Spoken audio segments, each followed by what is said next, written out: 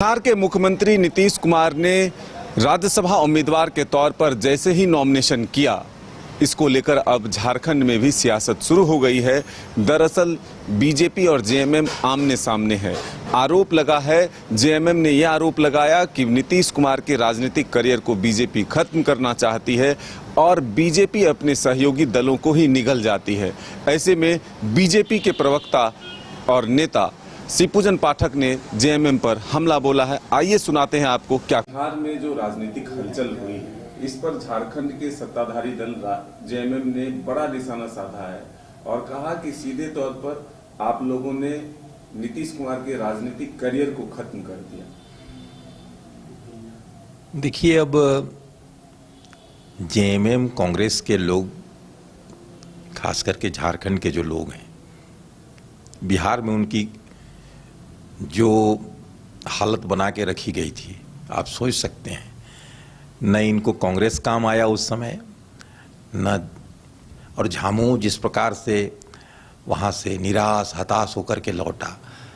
आपने देखा होगा कि समीक्षा करेंगे हम, कोई समीक्षा कुछ नहीं आज तक, मंत्री वहीं बने हुए हैं।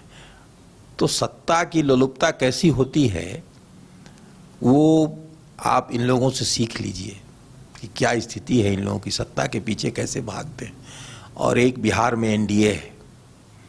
पूरा जनादेश के बाद भी नीतीश कुमार जी ने कहा कि नहीं, अब मैं केंद्र की राजनीति में जाऊंगा, केंद्र में जाऊंगा। और बहुत ही सहजता से उन्होंने अपनी भावना को व्यक्त किया और वो आज राज्यसभा के लिए उन्होंने नामांकन किया है।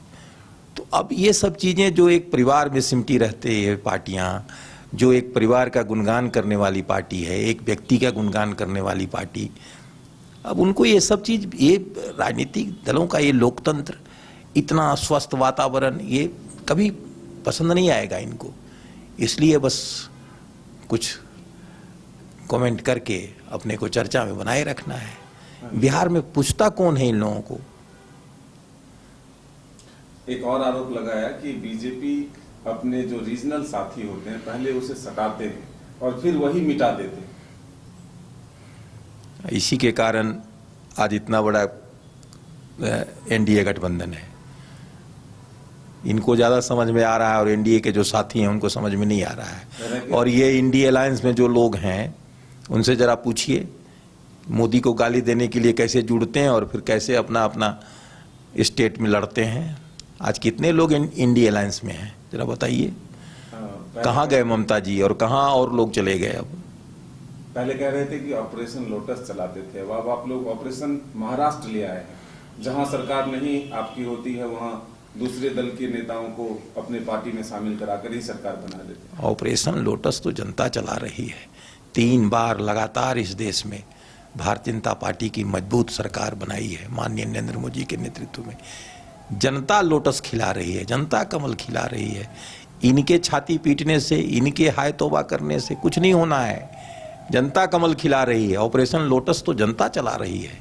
वो कह रहे हैं कि झारखंड में भी आप लोगों ने कई बार प्रयास किया लेकिन यहाँ दाल नहीं गला और न गलने भी देंगे। सतर्क हैं, तैनात हैं। कौन एफआईआर किया, कौन दाल गला रहा था, कौन किसके ऊपर आरोप लगाया है, जरा पूछिए।